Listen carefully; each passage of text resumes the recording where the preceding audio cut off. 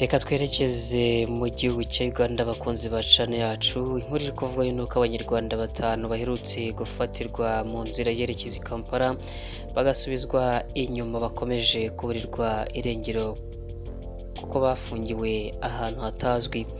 Aba ni Mugisha Bategejo Christophe, Muhire Joseline, Imanishimwe Boaz, Yitegeka Gilbert na Kirangama David Matayo. Abanyarwanda bafashwe n'inzego z'umutekano za Uganda ku itariki ya 5 Gashyantare 2019 banyuzwa ku mupaka wa Kisoro.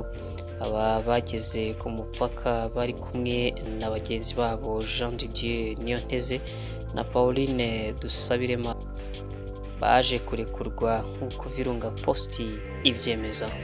Iki kinyamakuru gikomeza kivuga ko uretse aba barekuwe bari kuri sitasiyo ya Kisoro, bagenzi babo hataramenyekana aho bafungiwe.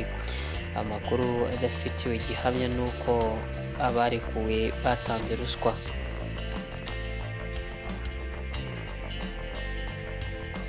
Abanyarwanda bafatirwa muri Uganda bagiye bavuga ko bakorewe iyicarubozo ndetse bagacuza utwabo. Bavuze ko bafungiwe muri gereza z'ibanga bagakubitwa ijoro n'amanywa.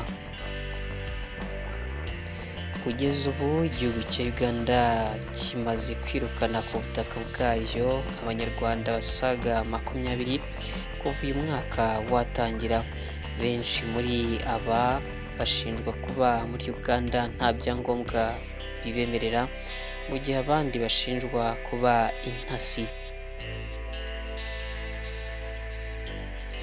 Munyemerere duhiniranga abakunzi ba channel yacu, nizere ko rero mukomeza kudukurikirana biciye mu gukora subscribe kuri channel kugira ngo rero mujye mukomeza kubona video zacu, inkuru zacu mu mbere kandi bitubagoye. Mukomeze kunogerwa na gahunda zacu. Umunsi mwiza, turaza kugaruka n'inkuru ikurikira.